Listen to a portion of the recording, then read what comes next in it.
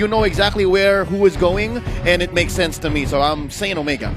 Yeah, and I honestly can't choose one, but if I have to pick, I'm also going with Omega side for the moment. Debated, it does take a little while. We talked about the clearance speed, and well, I want to see it come online, but how soon can it come online? So we will head on to the Celestial Palace, and gentlemen, please take the floor. Here we go, RRQ Hoshi versus Omega Esports. Starting it off, let's figure out. And I think that might be, that's going to be really, really difficult here. But, you know, Psycho did actually take the, Psycho did take the Benedetta first, so he clears out that mid wave as soon as possible, allowing Ling to kind of rotate down to get that blue, and while the rest of the team is just going to make sure, hey, I'm going to push those waves as soon as possible. Yeah, we do see a lot of pressure going on towards the 1-1 side, and I think it's still pretty much decent that we see some clear rotations on the 2-2-1 setup coming from the side of Omega Esports. So this will be self-sustaining for the moment, and well, what's to say that Ling possibly will be having a lot of all these great vision. We're going to be going on under pause as we talk through things. Now, a double execute setup coming from the side of RRQ Hoshi also poses. Goes through. I do think RRQ Hoshi scales better into the game because they have more relevant heroes in comparison to Omega, where some of them are just going to fall off completely. Yeah. And again, we were talking about like Selena. Whenever Selena is bad, she's so bad. But on the other side, good though. Yeah, Eudora though, she has a stun and it's point and click. So yeah, it's just much better. Totally understand. Right now, there's a fight that's waiting to break out, both top and in mid. I wonder. They're gonna catch one. That's going to be.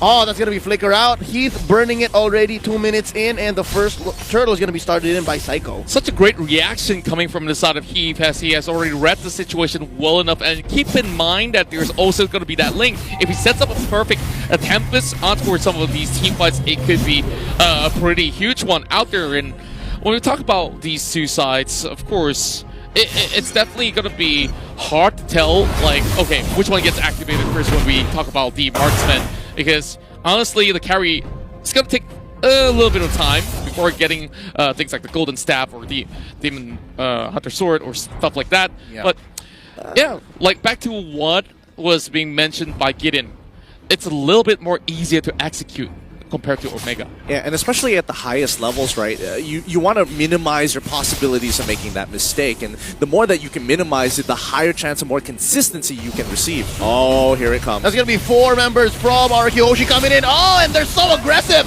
Lemon gets taken down first. Blood here drawn by Hajizi, plus the turtle. And that's going to be some revenge from Albert, taking out Mr. Fundamental himself. That's going to be 2 going over to RRQ Hoshi, taking down Kenji. And are they done? The answer is yes. Omega Esports don't want more of this. All I gotta say is, youch. Big ouch. I mean, Omega, they saw 2 of their guys go down so fast. Hajizi is like, nah, get me out of here. I don't want any of that no more. Yeah, R7 arrived to the scene and he's like, okay, Big Dragon coming through, and you know the case is pretty much close right there. So 2-1 at the very moment. Honestly, the small little lead that they are getting from the side of RRQ Hoshi can still be contested right here in this sort of way, but Unstoppable Force has already been used up. Ooh, defensive Electo final blow right there by Psycho, saving himself. And yeah, I'm liking what I'm seeing from Omega Esports here. They're building up their confidence. They did lose that big team fight inside the Turtle Pit earlier. They are maintaining this small gap to RRQ Hoshi, about 200, 300 gold. But right now, we're looking to how RRQ Hoshi can kind of make that gap a little bigger. What big move will they do next? Or will they just let Omega Esports go in and make them pay with a counter attack? I think if I was in Omega's position, I'm starting to look for picks around buff timings, which is going to be like you're targeting Ling to make sure, hey, if Ling is on the purple buff, I want to look to try and punish him as he's trying to clear that area of the jungle. And if not, he's not there, let's rotate down to bottom side until they get caught out. Speaking of getting caught out here, Hajizi has just arrived, but instant response coming from Lemon just to flicker away. I think both of these teams kind of have this like interesting side quest of, yeah, besides these big neutral objectives. We also want to take down these side lane marksmen, and now Heath takes quite the blow, but he's saying, sir, can I have some more? He wants to go for another fight because he does have his ult on, and oh, no! That's gonna be Psycho barely getting away! Oh, and the delay damage from the trap and the slow taken in. Oh, Yelly Haze just catches him off. You know, Yeah. talk about really unlucky there, because he does use the final blow to try and negate the damage, but unfortunately it's just like literally 0.2 seconds off from the delayed damage, but the fight is already beginning. Heath is going to make the run for it. And R7 here in half dragon form, able to push people back because he still has some Sha energy. Oh, it resets. Curtizi here putting a band. They are going for what I think is the second turtle of the game. It's taking quite a while. And Hajizi, oh, he says the coast is clear, but for how much longer? Well, I believe that it's pretty much clear for him for the taking at the moment if we look at it, but they are focusing on towards Kanji. Instead, they do get the turtle, but a 2v1 commencing down towards the bottom side doesn't result too much, but here comes the big one. Oh no, Vin here trying to save his life, and oh, from behind, in comes Hajizi. The machine is online, and so far they have gone to building enough confidence to mess with Albert, but some breathing room for the King of Kings here, their jungler. He's able to get his purple at least. Yeah, he's got the purple. He immediately goes in for a little wander as well. Now, going for the invasion, he's still going to be chased up, so... You know, Ling doing Ling things, he could easily move around. Yeah, it's one of those situations where it's like, yeah, we've got to catch on it. Oh, yeah, it's Ling. Oh, that's so much fun. He just jumps away and makes a full rotation down towards our top or bottom side and we can't catch up. Fun stuff, fun stuff. But I think RRQ at this point in time, as long as they kind of just maintain the goal differential to about 2 to 3K, it's going to be relatively fine. Omega won't be able to kind of force situations on top of RRQ Hoshi unless they get a catch. Yeah, here you can see already, right? We're about 7 minutes into this game. How disciplined and how good these two teams are. Oh! Hold up! That's gonna be some burst damage laid down onto Vin, but he doesn't go down without a fight. Yelly Haze destroyed. Tempest of Blades here, chasing him down. That's Albert looking for one. Psycho finds Hajizi. That's gonna be a shutdown onto the Roger, and they are sitting neck and neck, 4-4. But all this time, Omega Esports was just setting up a push. Otis, Morden, Ruby has already arrived, and they're already chasing right in. Psycho caught in between, but they are trying to make an escape out of that. Oh, R7 waiting in the bushes. Oh, using the tail of the dragon. They're trying to make Kenji pay. He does get himself a Cyclone Eye, but off camera, that's going to be Lemon taken down. It's a marksman and marksman fight, and that's Curtizi winning down bottom.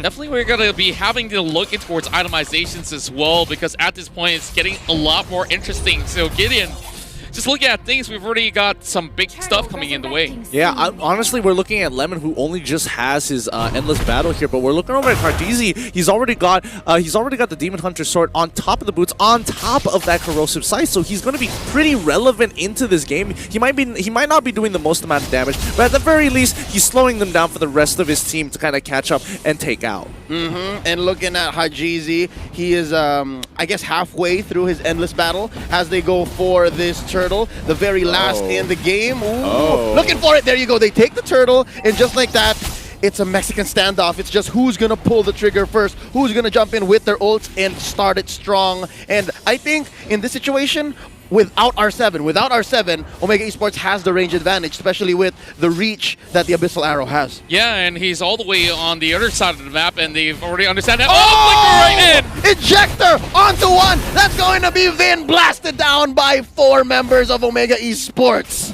That was huge. Absolutely huge. It's just a mistake on Vin's side. He threw out the stun and realized, oh, I got nothing left. I already flickered out of the way. This doesn't mean anything. And Heath just took full advantage, flickering forward an unstoppable force. But Curtsy now going to initiate a huge fight, and that's going to be a double pickoff for Omega just to get that return kill. Look at that, 5-8, and it's only a 2K difference. It's so clinical, these two teams, the way they play. I mean, this cliche has been mentioned.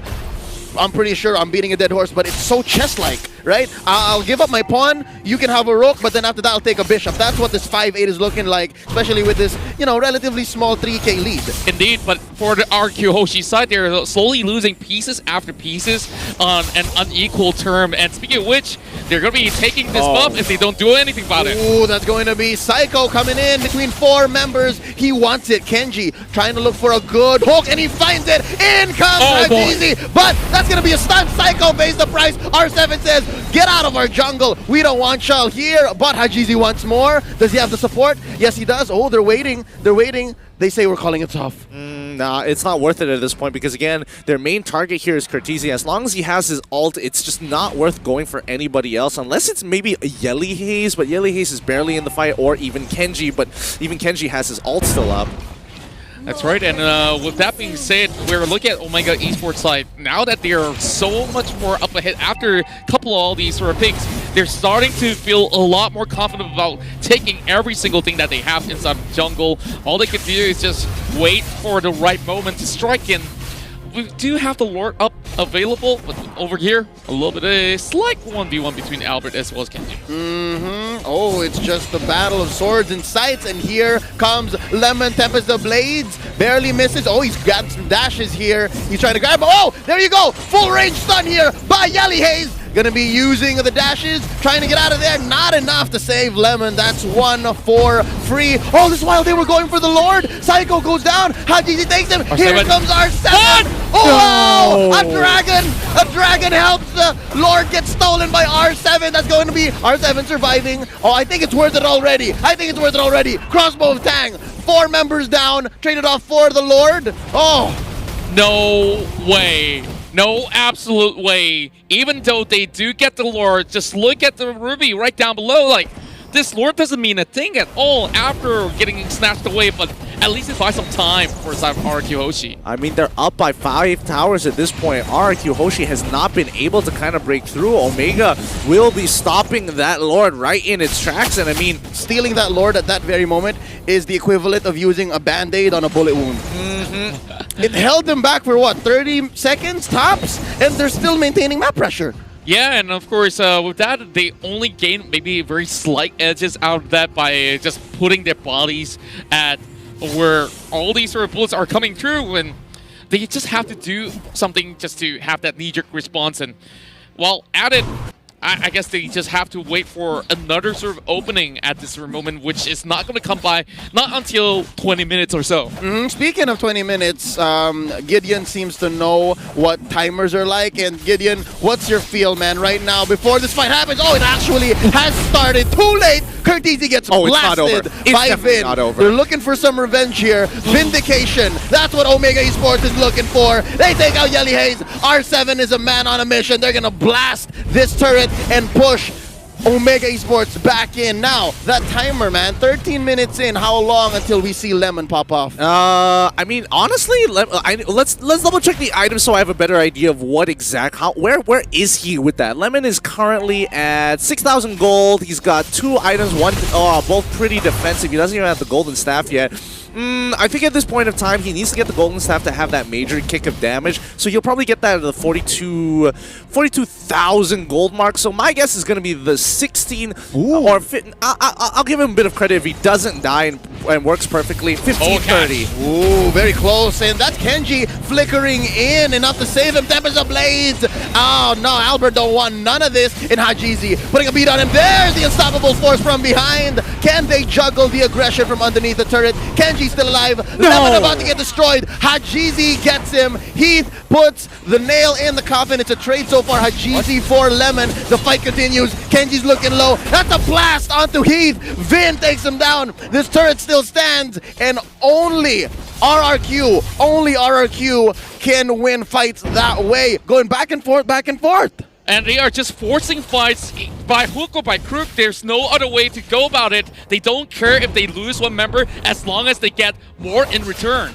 I'm not gonna lie, Vin's is starting to become a bit of a problem for Omega in this point, and I think that's where the executional part of it is starting to kick in, because as you can see, Yelly Haze, he's not landing as many Abyssal Arrows, and even if he does, he's probably not going to be able to capitalize on it in comparison to Vin, who just goes in, full combos you, walks away and says, R7, go get him, boy. Yeah, and we've already seen purchases like the Blade of the Heptaseas coming in as well. So very much interesting as we hit towards the 15-minute mark. You can see that we are having pretty much an equal level terms after so many fights. RRQ Hoshi, not in the number of kills, but the goal has already been equal. Oh yeah, barely 1,000 now. Barely 1,000. RRQ Hoshi, the King of Kings, have figured out this strategy, and just like that, I think Gideon is on the mark pretty much. About what, 3 minutes away since he did say, and right now, Albert. Omega Esports isn't as confident with the Lord this time around. Oh yeah, definitely not. I mean, honestly, I was off by a full 30 seconds there. Lemon just got his Winds of Nature, and that's going to be a huge, huge buy, because that means Cartesian as well as Kenji can't take full advantage of him. Things are looking relatively difficult at the very moment. While a couple of all these abyssal arrows being sent out, Demon Hunter's sword being purchased by Hajizi, so a little bit more spike coming in for the Roger, which is definitely great news for Omega at this point in time. Yep. You see a little bit of split push being done by RRQ Hoshi, Oh yeah. and they're still not letting their eyes off as Omega Esports still eyeing on towards the Lord. Yep, that's the advantage that Albert has here as the Ling. He's able to push these lanes, cut him where he needs to without any punish, actually, because of Finch Poison. That's exactly what he's doing. But it looks like Omega knows he's up there. Omega wants to make the most of the situation and is trying to force a fight with RRQ. What they're trying to do is catch one off at least, and that's a good -1. A -1 goes miles in situations like this. This is the situation that they are looking for, making sure that somebody takes good care of the side lanes, and as many of these Omega Esports members goes there, they will try to find a setup over on towards the Lord side. Oh wait, there's a fight. Is there not a fight? No. Oh no, they backed away. Sorry. Yeah. Oh, they catch one. That's full stuns onto Vin. Oh. Honestly, at this point in time, it's a game of cat and mouse. Whoever gets picked off first is going to essentially win or lose the fight. But I have to point out here, it's 9-14. It's they're 3 towers ahead. They're literally 5 kills ahead as well, and it is 49.2k to 49.8k. Where is the disparity here? There is almost no disparity at all, even though in every single numbers and 2 turtles on top of all of those stats, how is Omega not ahead? RRQ has just been really proficient in their way of farming. If I may build on that, it's a game of cat and mouse where neither is sure which they are, right? It's also a blind game of cat and mouse, and it's very important to check your bushes right now. And the one person or one team who has the advantage when it comes to the range and the vision is Omega Esports. Now Heath catches Psycho. Oh, they catch Kenji off guard in the Omega Esports side of the jungle towards the purple. That's a huge -1 for Omega. I wonder how Omega's gonna just recover from here. That's right, a big opening that they have managed to find just by having the Benedetta pulling all the attention, and now they fixate their attention on towards Lord. Instead, they want Omega to commit. Without that Ruby, things are definitely going to look a little bit haywire in this sort of fight. Sideways, if you ask me, sideways for Omega Esports. This time, that's a huge chunk of damage, of lifesteal, and of crowd control. And I think what Omega Esports trying to do is reset. I think at this point, it's about finding the opportunity to get the angle, because right now, look at that bottom wave. It's pushing in naturally. As long as RRQ just kind of chill and just wait, somebody is going to have to deal with that slowly building up wave. And RRQ, they don't mind doing it because they are scaling towards the late game. And Omega, they've run out of time at this point, and they have to solely believe in their own mechanics to actually win them out in these bigger fights. That's right, and now we're hitting 18-30. With most of the members already hitting level 15, and I guess this is where it's all about completing your items at this point in time. At M2, or at least, right? And even the playoffs specifically, when you reach the 18-20 minute mark, that's basically a marathon. Like, this is longer than usual already, and right now with Kenji back on the map, they have eyes on Albert since he is pushing down bottom. I think Omega Esports is just going to jump the gun. They're just going to go for it, saying, just start it up, just start it up. Just hope that Vin isn't there and that Albert isn't ready with the retribution. Oh, this is going to be big news here. Ruby is being pretty occupied, but they understand once again, they're going to go in for another reset, but Heath, though, playing with fire. Oh, he got caught out. That's at least one ultimate from Vin. They have the timer. They have to make sure that inside, deep inside, they know what it looks like for the opponent, what kind of firepower they're packing. And wow, again, they're back to the game of how low can you get Lord before the opponent actually jumps in, bites. Yeah, and Lemon, although he's 60%, easily could just find his way to live steal Malefic Roar on the hands of Cortese. And yeah, very much interesting. Just keep your eyes like, and while this boomerang game of who can get the Lord lowest before resetting, just look on the opposite side of the map here, because you can see that Ling as well as Ruby are both trying to make sure those lanes are clean. And RRQ, simple macro here, just get a wave pushing on their side, because again, if Omega Esports walks out too far, you can punish. If one person goes over, you start the Lord. You put them between a rock and a hard place, and eventually somebody is gonna crack. Yeah, and if we do look at the goal differentials, it honestly doesn't matter at this point in time, where most of the people have already completed all their items. And being up ahead means that they are shoving way harder towards the side of Omega. Dude, check out that graph, man. Omega was just dominating the first half of the game, and then RRQ Hoshi just slowly catching up. If only Omega was able to close out that game. Man, they must be kicking themselves like, oh, if only we had that Lord and it didn't get stolen just now. That's essentially the story of the past 5 minutes. The past 5 minutes have been RRQ Hoshi just applying pressure on Omega Esports, and some part of it, I believe, is just conditioning. Like, slowly but surely, RRQ Hoshi has been saying, all right, if you don't do anything about this, Albert's just going to push and penetrate your lane down bottom. And right now, again, back to the game of hot potato onto this Lord. It's a matter of allotting resources. How much are you willing to put on the line to be able to take this huge objective? Now Psycho at half health, and now it's Lemon they send over. Oh, this is gonna be a push. Yeah, and that's my attention actually fixating on towards the lower side of the map, and with that, RRQ still wants to play this dance of death. How are we going in? Finally! Oh, they're going in. This is no turning back. That's Heath getting blasted. He's still alive. R7 with the black dragon form. Tempest Ablaze in here. That's going to be a knockup on the Psycho. R7 being pushed back. That's going to be Vin taken down by Hajizi. Oh, it's looking grim. Heath destroyed from the back line by Psycho. That's going to be 2 for 1. Lemon destroyed by Hajizi. And now the Wolf, the machine, is on the chase. Psycho, oh, he needs the Cyclone Eye. Oh, he's going to get it. But inside the orange buff pit, that's going to be the Hajizi run. Taken down one last 1 for 3. Is this enough space for the Lord? This should be plenty of space for the Lord, actually, unless Albert makes a bad steal here, which I don't think he's going to do. In most situations, Lings are just going to cut the wave, but considering the wave still has a long way to go. Oh, no, the burst is just too much. That's what, 4 members of Omega Esports? Oh man, RRQ Hoshi's very own R7 was a little too optimistic. Yeah. Absolutely dropped the ball right there. You can see Albert can only fly around just to see this Lord go in the hands of Omega Esports. And I'm pretty sure the Filipino fans here rejoice after that long dance. And it all started from sending Lemon right down below, and Omega Esports knows, okay, we can actually catch them out of position, and that's where that 3-for-1 trade didn't go anywhere as planned for RRQ.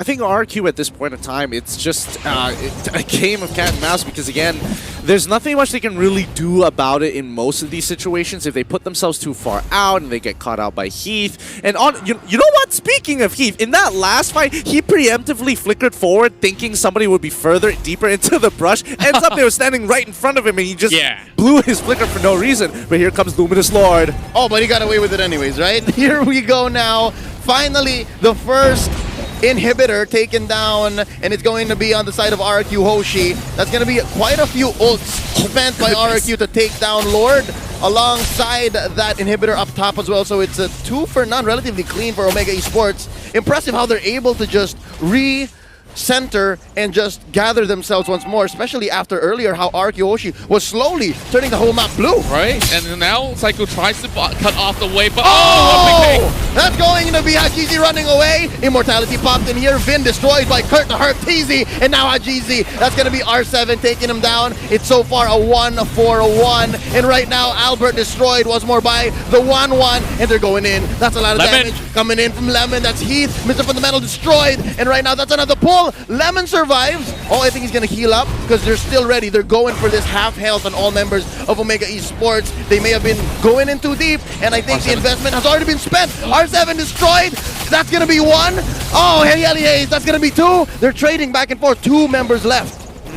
Good plays coming in from RRQ Hoshi. Even though they had a bad situation, they just have to make sure that they understand who scales into this game. Okay, Albert dies. Who do we have to depend on? Lemon. If you have to throw your body in to buy some time, then throw your body. Just like what they're doing out now, it's going to be a 2v2 situation. Oh, they trigger the crossbow tang, but Psycho gets away. Oh no! Full range. Oh, that's going to be a pull by Kenji. And that's Lemon! That's Lemon finally shut down. And that's 2 defenders, though. Vin is back in here, so that's some wave clear on the side of RRQ Hoshi. Just look at it, 50 over seconds if you go down at this point of time. RRQ Hoshi at the very least still have 3 members up, so this is where Omega Esports can continue to apply the pressure. And more than about 2 minutes in towards the game, we'll see possibly the final lord, but they might not even need it right now. Electro final blow used to clear the waves, but Curtisi will take down the turret.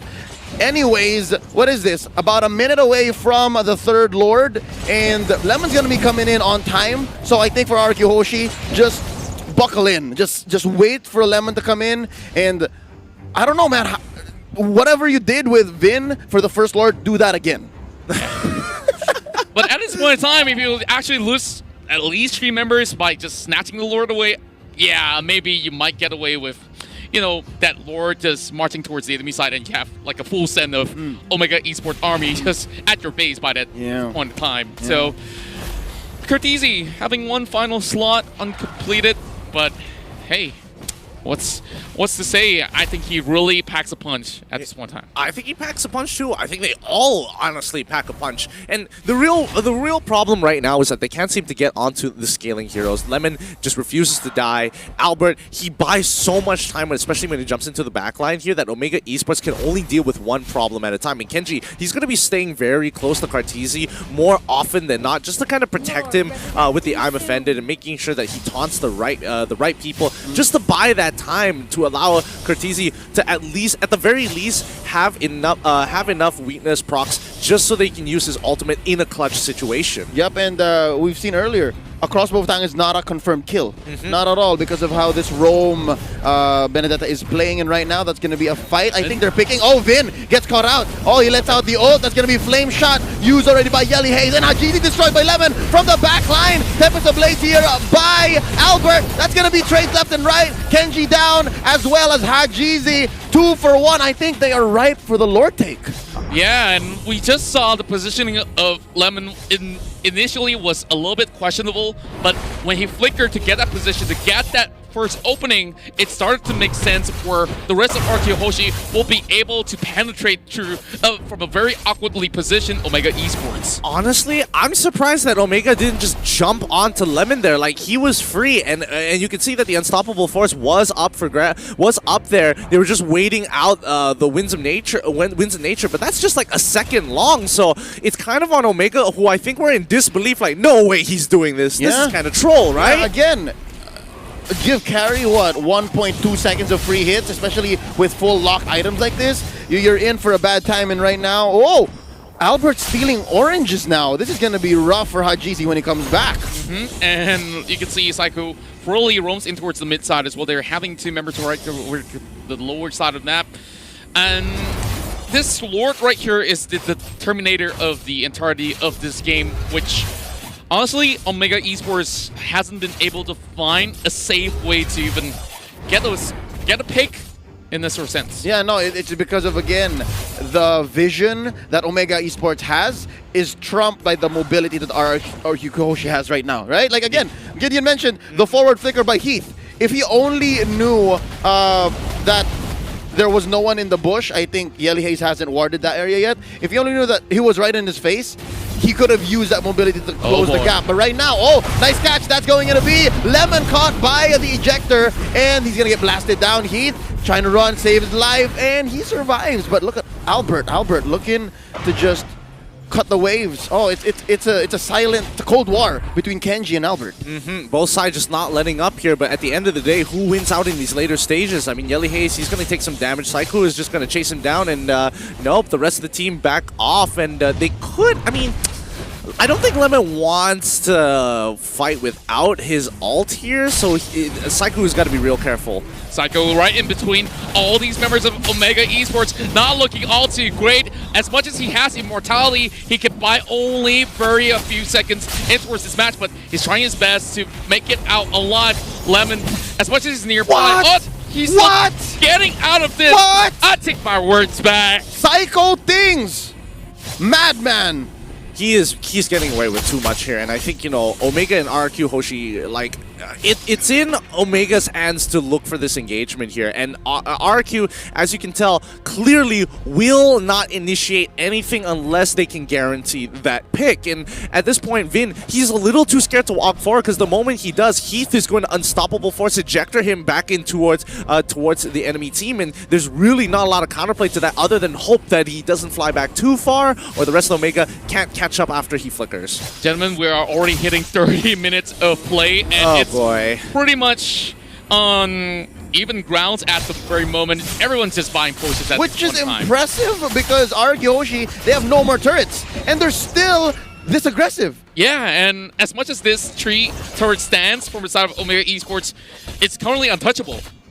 Yeah, so it's more of, again, a standstill right now. Yeah. Headlock. And hold up, RRQ Hoshi. That's going to be our 7. Black Dragon form catches Yelly Haze off. Lemon finishes him off. That's already a -1. And looking at the map in general, Omega Esports not going to find an easy pickoff just like that. There's no Vindication anywhere soon. Not even Psycho. Again, we know Psycho runs away like this. This is what he does. Yeah, he just gets away with everything on the line, just pulling every aggro that he can possibly get. And this constant split push will not stop at all, but Lemon, he could possibly solo this if Omega does not pay attention. I mean, Omega definitely knows that this is going on. However, they have to send members to the other side of the map, and Albert, he's able to control this, and he's going in for the full engagement. Oh, there's going to be Heath. His immortality pops inside. He has a few shields to buy time. Oh, Curtizi, just in time. Crossbow tank, and they burst him. That's Heath taken down. R7. Where is R7? That's going to be Curtizi. Oh, Hajizi as well. They're running away. Oh, can Psycho finish him off? Lemon from behind. Kenji gets him. That's Psycho taking down Curtizi. 1-1 off the table right now. Kenji flickers in, saves himself just in time, and now there's Hajizi. There's 2 chances at a steal here. Hajizi and Kenji. I don't know. Yelly Haze needs to start clearing waves.